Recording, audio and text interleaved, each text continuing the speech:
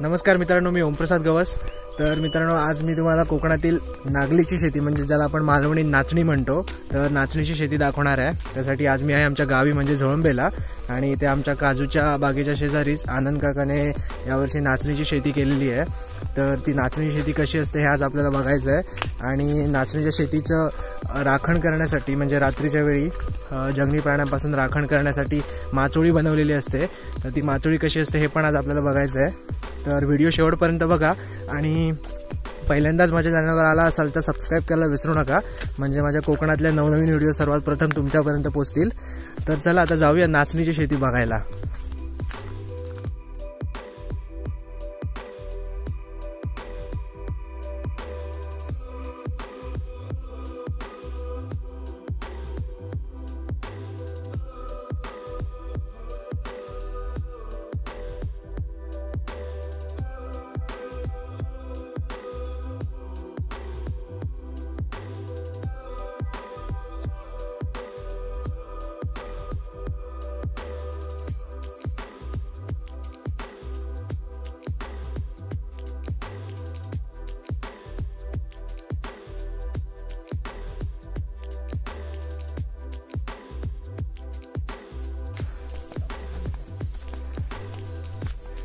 तर आपण आता पोचलोय नाचणीच्या शेतामध्ये। किती सुंदर एरिया आहे बघा, सुंदर वातावरण। सकाळचे 9-10 वाजले, त्याच्यामुळे थोडंसं ऊन पण आहे।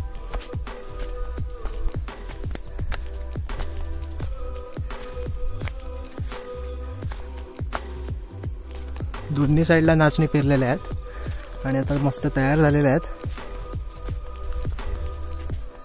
आणि इकडे वरती एक खोप आहे आराम करायला, आणि 2 माचोळ्या पण आहेत, माचोळ्या पण दाखवतो।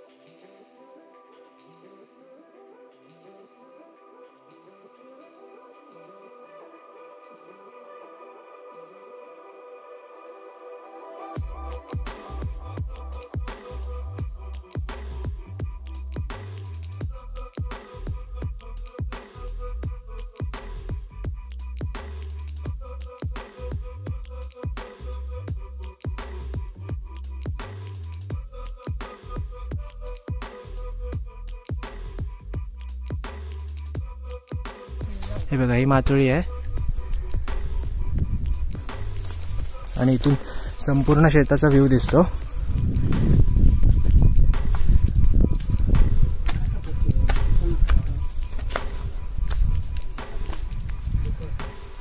व्यवस्थित आहे।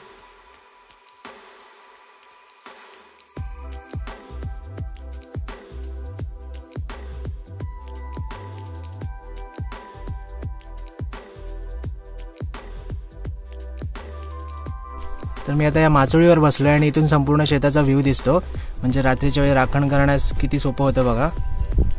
आणि इकडे रात्रीचं राखण करण्याची एक वेगळीच मजा असते।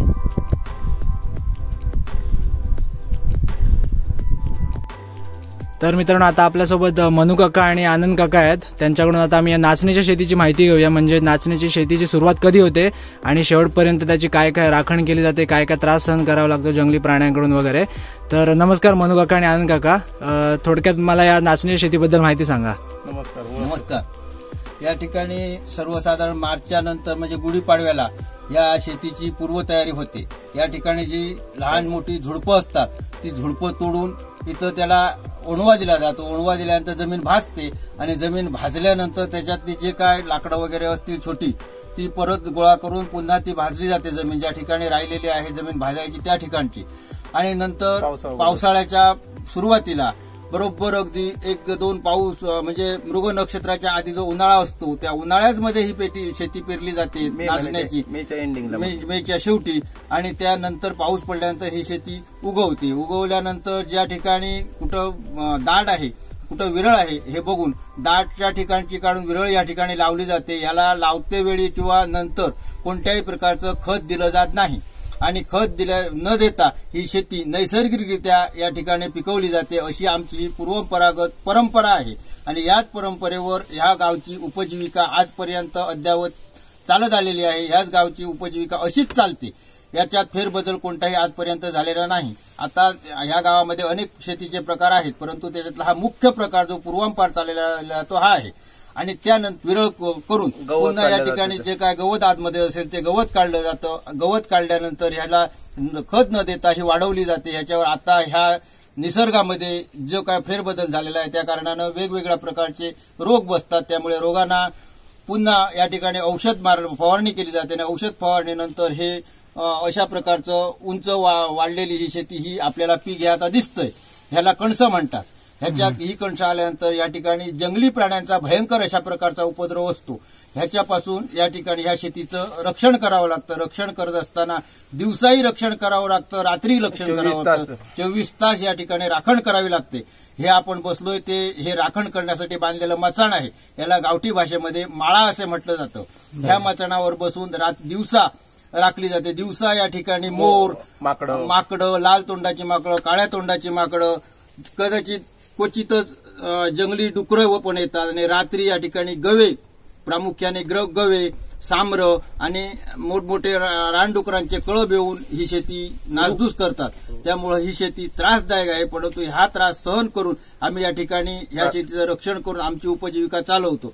नंतर ही शेती सर्वसाधारण 4 ते 5 महिन्याचा कालावधी लागतो हातात पीक येईपर्यंत. आणि पीक आल्यानंतर मग ते ही कणसं कापली जातात. आणि पूर्वी ही कणसं झोडायची पद्धत होती. याच ठिकाणी एक अंगण तयार करून ते शेणानं सारून त्याच ठिकाणी ती झोडून त्याचे नाचणे तयार करून घरी नेले जात होते. आता कसं झालंय, आता याच ठिकाणी कणसं फक्त वाळवली जातात आणि चक्कीवर नेऊन ती बारीक केली जातात. अशा प्रकारे ही शेती आजपर्यंत चालत आलेली आहे. ओके, धन्यवाद मनू काका आणि आनंद काका. आज तुम्ही नाचण्याच्या शेतीबद्दल थोडक्यात माहिती दिली.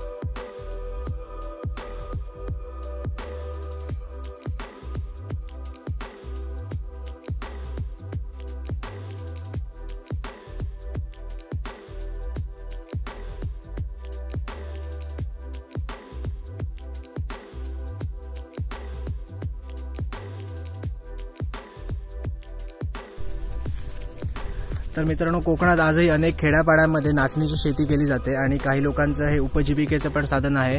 कोकणातील प्रत्येक लोकांच्या घरोघरी नाचणीची भाकरी असतेच. तर आज आपण ही नाचणीची शेती पाहिली. तुम्हाला आजची व्हिडिओ कशी वाटली हे कमेंटमध्ये नक्की कळवा आणि आवडल्यास लाईक करा, शेअर करा आणि माझ्या चॅनलला सबस्क्राईब करायला विसरू नका. धन्यवाद.